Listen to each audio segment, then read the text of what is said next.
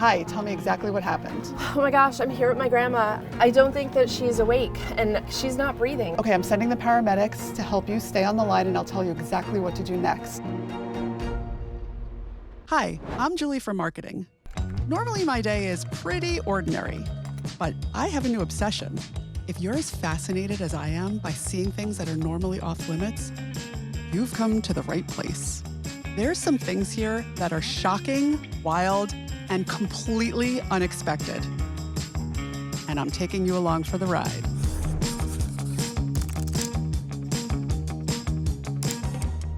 We've all been in an emergency situation. And if you're anything like me, when you make that phone call to an ambulance, you're a total wreck. But there's always someone on the other end of the line who is cool, calm, and collected and totally in charge. Who are these people who stay so calm during an emergency? Let's go find out.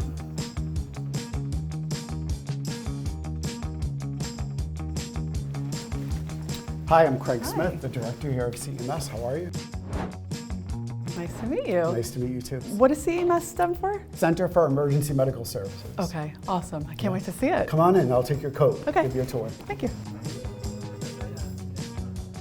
So your emergency medical services, are you here around the clock? You know, depending on the time of day, there's different levels of staffing.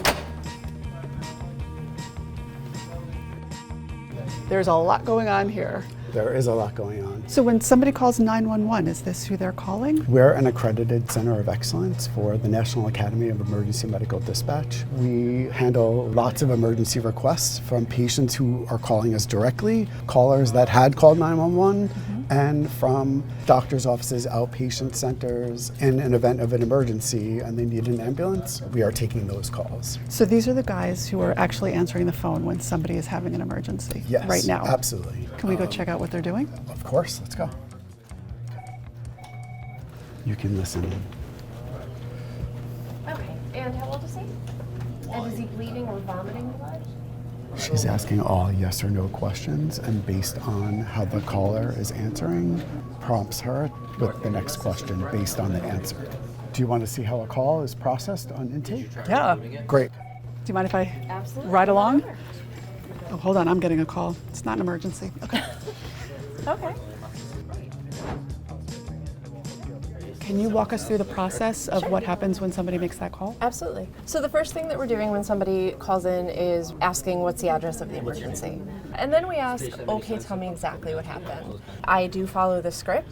The reason that you're calling, our questions change. That allows us to get the most information as quickly as possible. So we're really able to help the patient and help the caller help the patient before the ambulance even arrives. Okay. So I noticed the screen over here. That's pretty fascinating and it looks really complicated. What's going on It's there? an important tool that helps us see where all of our assets are located. By assets, you mean ambulances? Ambulances and other response vehicles. So the board is telling us whether they're responding to an emergency, they're en route to the hospital. So at any given time, we could have about 50 ambulances. We say geographically, where are we going to get our next call? You can predict pretty much where We can calls are going predict, to come yeah. from? So we take 20 weeks of historical data to say where are we most likely going to get a call. Are you able to show us a script Sure. and what it looks like? Do you want to be my caller? Is that all right? Yeah. Okay, tell me exactly what happened. I was ice skating and I fell on the ice and I cut my leg on my blade. All right, I'm getting help started. And how old are you? 40. Just one moment while I update some of this information. Okay, I know you said you were ice skating. How far did you fall? From standing to the ground. This is a hard job. Mine, not yours. That information is relayed to the team that's dispatching the actual ambulances, all at the same time while we have the caller on the phone. So this is human GPS. This is a human using GPS to make good decisions. There's more over here. Do you have this memorized? Because you're not reading word for word. It's Well, just- to a certain extent, I do have it memorized, and honestly, most of us do. These are protocols that we're using day in and day out. So in a typical hour, how many calls would you say you answer? I'd say maybe on average 10 calls an hour. here is the flight follower station for our aircraft Sky Health. Wow. Flight pattern Yep, stuff. weather, where they're going, where they're landing. We are doing hundreds of calls every day, so it's constantly changing as the day progresses. There's no way in hell I could do a job like this. I'm just overwhelmed in this room. Do you ever feel nervous, or are you just like... Oh gosh, yeah. Oh. EMTs and paramedics, we're great on being this on the outside, while on the inside going, oh my gosh. Really? So, Okay. absolutely. We're that calm for you. You know, the turmoil might be on the inside, but we can't let you see that because we're there to help you. And then afterwards you get to go, oh my God, that just happened. You want to try a call? I would love to. All right, roll on over. All right. Hi, tell me exactly what happened. Oh my gosh, I'm here with my grandma. I don't think that she's awake. She's not breathing. I'm gonna send an ambulance. How old is your grandmother? It's grandmother, right? Yeah, grandma, she's 80. She's 80. So she's 8 or older. Okay, is there a defibrillator available? I don't think we have one of those, no. Okay, I'm sending the paramedics to help you. Stay on the line and I'll tell you exactly what to do next. Okay. Listen carefully. So we're gonna do compressions? Compression. Yeah? Yeah. Okay, let's do compressions. Okay. She's not pregnant, right? No, she is Okay. not.